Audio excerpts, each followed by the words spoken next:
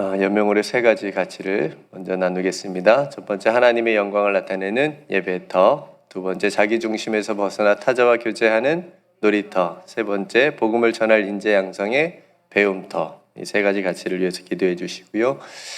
우리는 그리스도의 편지다.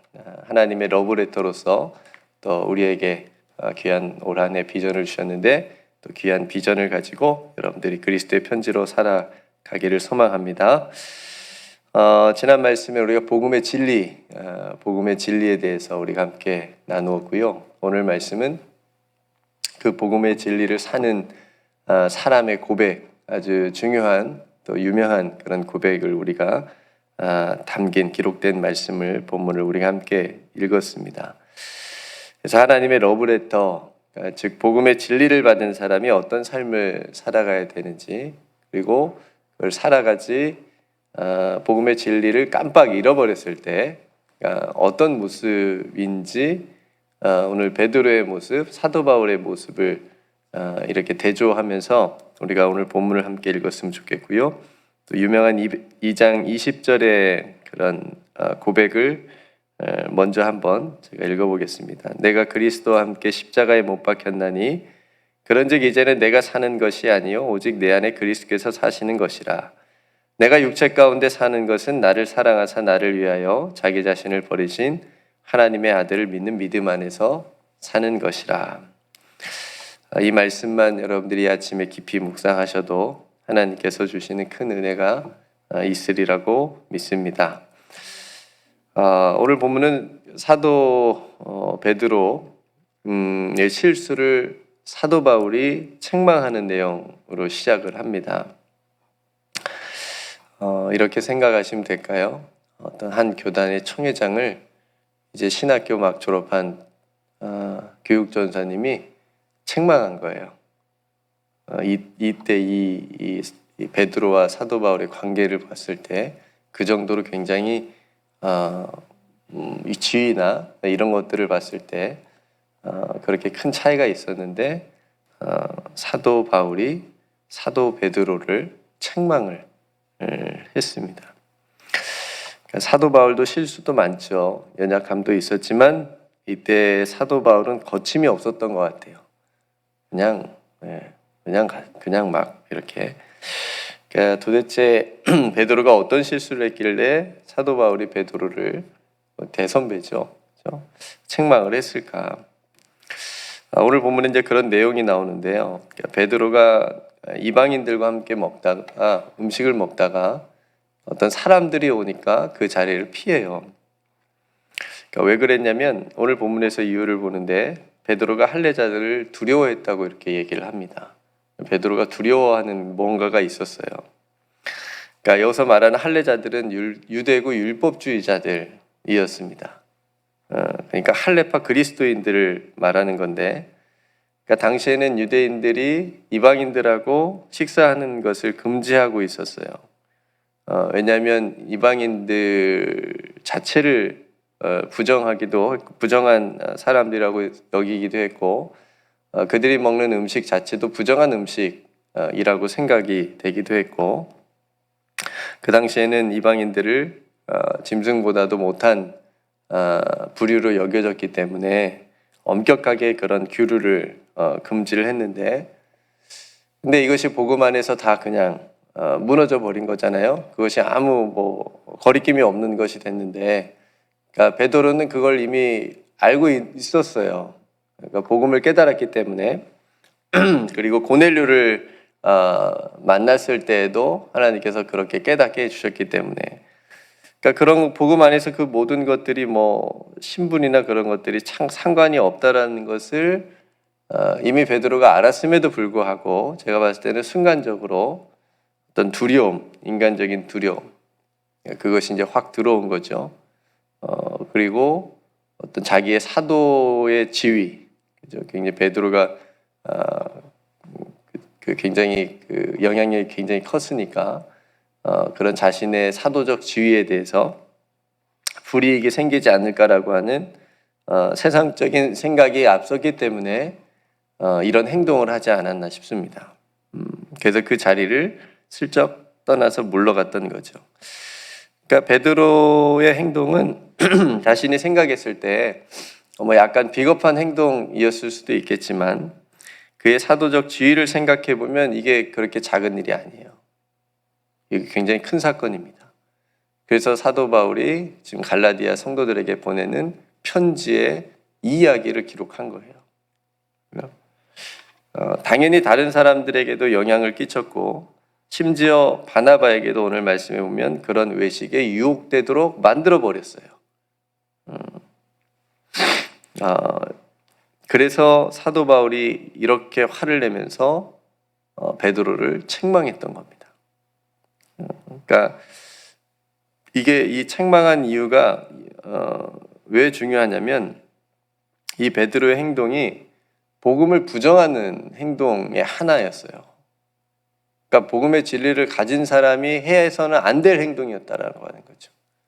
예수 그리스도를 정말 믿고 따르는 사람이 해서는 안 될 그런 행동 중에 하나였어요, 당시에. 네. 그래서 베드로가 대사도였고 공의에서도 가장 영향력이 큰 사도였음에도 불구하고 그 복음에 반하는 행동을 한 베드로에게 공개적으로 사도 바울이 책망할 수밖에 없었습니다. 그 정도로 큰 사건이었어요. 왜냐하면 그렇게 하지 않으면 만약에 베드로가 그랬으니까 너도 나도 베드로가 저렇게 했으니까 나도 그렇게 하면 되겠다. 나도 저렇게 나도 이방인들하고 밥 안 먹고 헬라파 그리스도인들이 오면 나도 그냥 슬쩍 자리를 피하면서 그렇게 비겁하게 베드로처럼 그렇게 해도 되겠다라고 하는 생각들이 퍼져나가게 되면 복음을 증거하는 데 있어서 또 받아들이는 데 있어서 굉장히 큰 걸림돌이 되는 사건이에요. 굉장히 이게 그 당시에 중요한 일이었기 때문에 이렇게 얘기를 한 겁니다. 그래서 사람들에게 그리고 베드로에게 사람들에게 그건 아니다. 그건 아니다. 단호하게 말하고 책망했던 겁니다. 저는 베드로의 이런 연약함을 보면서 실수죠. 연약함을 보면서 사람이 완벽할 수 없구나. 사람이 참 연약하구나. 그럼에도 참아주시고 사용해 주시는 하나님의 참 은혜가 크다라고 하는 것을 다시 한번 오늘 본문에서도 느끼게 되고요. 그러니까 예전에 예수님을 3번 부인했을 때는 베드로가 그래도 인간적으로 굉장히 영적으로도 마찬가지고 모든 것이 연약했을 때니까 이해가 좀 돼요. 저나 여러분들이었어도 그랬을 거예요. 그렇지 않았겠어요? 무서워서. 근데 지금 본문 안에 베드로는 그때 베드로하고 좀 다른 상황이에요. 그죠? 부활하신 예수님을 만났고 지금 예수님의 그 복음을 맡은 자로 대사도로 이 믿음의 공동체를 전체를 지금 이끌어가고 있는 그런 리더십인데 성령 충만했을 텐데 그런 상태에서도 불구하고 이런 연약한 모습을 있었다라고 하는 것. 그러니까 우리에게도 희망의 소식입니다. 우리도 넘어질 수 있어요. 그렇죠? 조심해야 됩니다. 그렇죠? 다시 한번 말씀드리지만 완벽한 사람은 없습니다. 하나님을 의지하는 사람만이 온전한 사람이에요. 순간순간 내 안에 계신 예수 그리스도와 동행하고 복음의 진리를 굳게 붙들고 사는 사람이 온전한 사람입니다. 그러니까 이걸 깜빡 잊어버리게 되면 베드로처럼 세상적인 어떤 그런 것들로 인해서 두려움을 갖게 되고 세상적인 것들을 생각해서 자신의 지위, 기득권, 이런 것들, 유익 이런 것들을 먼저 생각하게 되면 베드로처럼 이렇게 무너질 수 있습니다. 그래서 14절에 보면 이렇게 책망을 해요. 사도 바울이 그러므로 나는 그들이 복음의 진리를 따라 바르게 행하지 아니함을 보고 모든 자 앞에서 게바에게 이르되, 게바는 베드로죠. 내가 유대인으로서 이방인을 따르고 유대인답게 살지 아니하면서 어찌하여 억지로 이방인을 유대인답게 살게 하려느냐 하였노라. 말이 조금 왔다 갔다 하면서 좀 어렵게 느낄 수 있겠지만 이런 말이에요. 그러니까 이방인을 따른다는 말은 할례 받지 않은 이방인들과 너희들이 식사하면서 그 이방인을 유대인답게 살게 하려는 것은 이방인들도 할례를 받아야 하는 것처럼 왜 그렇게 너희들이 했느냐라고 하는 그런 말입니다. 너희들은 복음의 진리를 믿으면서 그렇게 살면서 왜 행동은 저 이방인들도 할례를 받아야 되는 것처럼 그렇게 다시 율법을 지켜 율법의 행위를 지켜야 구원을 받는 것처럼 그렇게 만드느냐. 지금 이렇게 얘기를 하는 거예요. 지금 앞에서부터 계속 얘기하는 게 율법의 행위와 복음을 지금 계속 비교하면서 사도 바울이 얘기를 하고 있는 거예요. 그 맥락 속에서 이 사건도 이어지고 있는 거예요. 율법의 행위로 구원받는 게 아니고 오직 예수 그리스도를 믿음으로 구원을 받는다 라고 하는 사실을 얘기하고 싶어서 이 이야기를 꺼낸 겁니다. 사도 바울이 자신은 완벽하고 잘나서 베드로를 책망할 만해서 한 게 아니고 이 이야기를 하고 싶어서 쓴 거예요.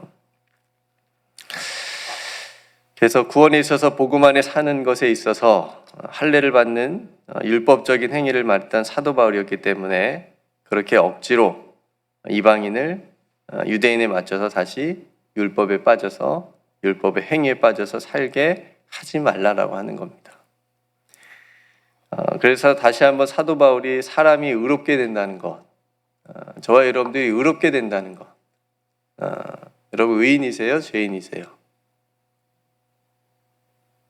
네, 의인. 죄인이면서 의인, 이렇게 얘기도 하고, 네. 그러니까 복음의 진리는 할례를 받아야 된다는 거야. 유대인이냐 이방인이냐 이런 신분의 차이나 어떤 율법의 행위로서가 아니라 오직 예수 그리스도를 믿음으로 말미암은 것이다 라고 선포를 지금 하고 있는 굉장히 중요한 얘기를 16절에 하고 있습니다. 네. 여러분 이 말씀도 꼭 묵상을 한번 해보세요. 16절에 같이 한번 읽어볼까요? 시작. 사람이 의롭게 되는 것은 율법의 행위로 말미암이 아니요 오직 예수 그리스도를 믿음으로 말미암는 줄 알므로 우리도 그리스도 예수를 믿나니 이는 우리가 율법의 행위로서가 아니고 그리스도를 믿음으로써 의롭다 함을 얻으려 함이라. 율법의 행위로서는 의롭다 함을 얻을 육체가 없느니라. 아멘. 제가 여쭤봤을 때 여러분 의인입니까 죄인입니까 여쭤봤을 때 나는 의인인가 죄인인가 이렇게 고민이 되잖아요. 그 고민이 되는 기준점이 뭐냐면 여기서 딱 말하는 율법의 행위예요. 그걸 먼저 딱 생각한다고요. 내가 율법의 행위로서는 딱 생각하면 죄인인데 그죠? 그래서 쉽게 말을 못하는 거예요. 그러니까 우리가 죄인된 신분으로 있어요. 죄와 허물로 죽었던 우리를 예수 그리스도께서 구원해 주셨고 살려주셨는데 그것은 우리가 어떤 율법의 행위가 있어서 살려주신 것이 아니고 우리가 예수 그리스도를 믿음으로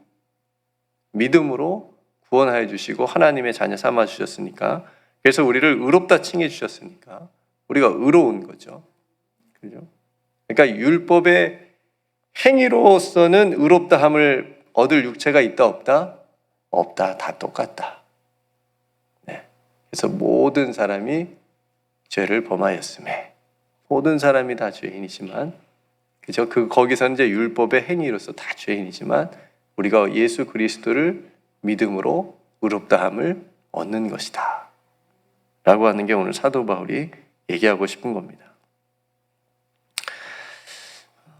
그래서 왜 이방인들을 그렇게 복음의 진리를 받은 이 진리를 받은 의롭게 된 오직 예수를 믿음으로 율법의 행위가 아니라 예수를 믿음으로 의롭게 된 이방인들을 왜 다시 율법의 행위자로 그렇게 할례를 받아야 구원을 받는 것처럼 그렇게 너희들이 얘기하고 행동하느냐?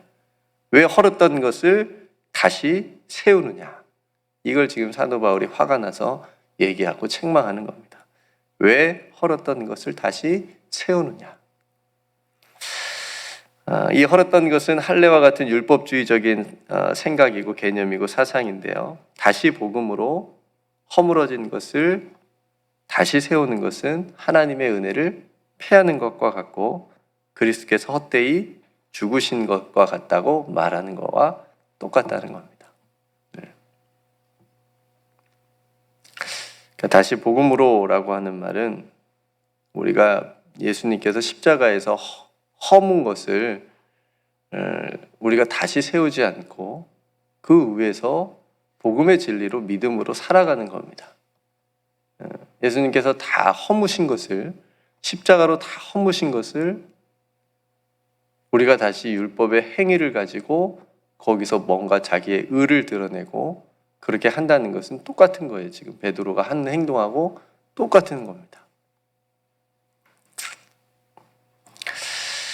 이 사건을 통해서 사도 바울이 전하는 예수의 복음, 예수를 믿음이 그리고 사람의 의롭게 됨이 믿음으로 말미암다라고 하는 것을 지금 강조하는 것은 베드로나 사도들로부터 받은 것도 아니고 또 배운 것도 아니다라고 하는 것을 증명하는 또 하나의 사건이 된 겁니다. 그러니까 앞서서 예루살렘 공의에 참석하고 거기서 자신의 사역들을 얘기하고 사도들 앞에서 그렇게 함께 있었던 것 자체, 지난 시간에 나눴던 것처럼 그것이 하나의 증거가 된 것처럼 오늘 이 사건도 사도 바울이 예수 그리스도의 복음을 전하는 것이 그 복음이, 그 내용이 사도들에게서 배운 것도 아니고 하나님께서 자신에게 계시로 준 그런 복음이다. 참된 복음이다. 그러면서 한 가지 동시에 갈라디아 교회에 들어온 다른 복음은 가짜이고 그건 거짓된 복음이다. 왜냐하면 그건 율법의 행위로서 구원을 받아야 된다라고 말하는 복음이었기 때문에 그래서 그건 가짜다라고 말하는 겁니다. 그러니까 성도 여러분, 사도 바울은 지금 계속해서 율법의 행위가 아니고 오직 예수 믿음을 강조하고 있는 거예요. 네. 그러니까 이 사건을 통해서 사도 바울께서 말하는 것, 사람이 의롭게 되는 것, 그리고 신학적인 단어로 칭의라고 얘기를 하는데 이 칭의도 오직 은혜이기 때문에 그러니까 우리가 율법의 행위로서는 아무리 노력을 해도 아무리 무언가를 한다고 해도 의롭다함을 얻을 수 없다라고 하는 거예요. 네. 그러니까 오직 예수 그리스도를 믿음으로만 얻을 수 있다라고 하는 것. 그러면 이거 굉장히 큰 함정이에요. 잘 생각하셔야 돼요. 우리가 항상 이 길에서 쉽게 넘어지고 유혹에 빠져요. 내가 막 뭘 해야 되겠다. 뭘 하면 되겠지. 하긴 해야 되는데 순서가 항상 정확해야 돼요. 네, 은혜 다음이에요. 은혜 다음이에요. 내가 막 뭘 해가지고 은혜 받는다. 이건 아니에요. 이성욱 권사님이 열심히 새벽 예배에 반주하셔서 하나님이 막 큰 은혜를 주신다. 네. 거꾸로 하나님이 큰 은혜를 주셔서 반주하시는 거예요. 이게 거꾸로예요. 그렇게 생각하셔야 돼요. 그게 오늘 사도 바울이 얘기하는 거예요. 이게 율법의 어떤 행위, 어떤 우리의 행위를 통해서 뭔가를 이루는 것이 아니고 받는 것이 아니고 이미 하나님의 선물로 은혜로 우리에게 주신 것을 우리가 그것을 행위로, 믿음으로, 순종으로, 헌신으로, 섬김으로 나타내는 거예요. 예, 이거 항상 우리가 신앙생활하면서 생각을 해야 됩니다. 뭐가 문제예요? 은혜가 문제예요. 은혜가 문제예요. 네, 은혜가 먼저. 그러면 우리가 베드로처럼 실수하지 않을 수 있어요. 이거 먼저 생각하면. 그래서 이 행위 때문에 무너진 사람들이 많아요. 그렇죠? 이거 행위를 강조하고 또 이걸로 뭔가를 해보려고 또 나타내 보려고 이름을 드러내 보려고 그렇게 해서 스스로 무너진 사람들이 굉장히 많습니다. 네. 그래서 복음은 우리로 율법의 어떤 행위 아래 있지 않고 하나님의 은혜 아래 있다라고 하는 것. 나는 하나님의 은혜 아래에 있다. 그래서 그 은혜가 나를 의롭게 하시고 자유롭게 하시는 하나님의 능력이 되는 거다. 라고 하는 것을 오늘 말씀을 통해서 우리가 깨닫게 됩니다. 그래서 이 복음의 진리를 깨닫고 그렇게 사는 사람의 고백이 20절 이라는 거죠. 같이 한번 읽어볼까요? 2장 20절 시작. 내가 그리스도와 함께 십자가에 못 박혔나니 그런즉 이제는 내가 사는 것이 아니요 오직 내 안에 그리스도께서 사시는 것이라. 이제 내가 육체 가운데 사는 것은 나를 사랑하사 나를 위하여 자기 자신을 버리신 하나님의 아들을 믿는 믿음 안에서 사는 것이라. 아멘. 성도 여러분, 우리는 진정 그리스도와 함께 십자가에 못 박혔습니까? 진정 우리는 내 안에 그리스도께서 사시는 삶을 살아가고 있습니까? 진정 우리는 나를 사랑하사 나를 위하여 자기 자신을 버리신 하나님의 아들을 믿는 믿음으로 지금 살아가고 있습니까? 이 질문에 우리는 또 생각한다고요. 내 율법의 행위들을 내가 얼마나 순종 잘했나? 내가 얼마나 헌신했나? 뭘 했나? 그걸 또 생각하면 대답이 쉽게 안 나와. 그죠? 하나님의 은혜를 묵상하십시오. 네. 이 질문에 우리가 한없이 불의하고 죄인된 나를 보면 아멘이 나오기 쉽지 않지만 죄인된 우리를 믿음으로 의롭다 칭해 주신 그 복음의 은혜로 우리는 사도 바울처럼 이렇게 고백할 수 있습니다. 오직 예수 그리스도를 믿는 그 믿음 때문에 저와 여러분들을 이렇게 높여주셨잖아요. 하나님의 자녀 삼아주시고 세상의 그 어떤 것도 우리 안에 있는 하나님의 사랑에서 끊을 수 없는 그 놀라운 은혜를 우리에게 주셨잖아요. 그렇죠?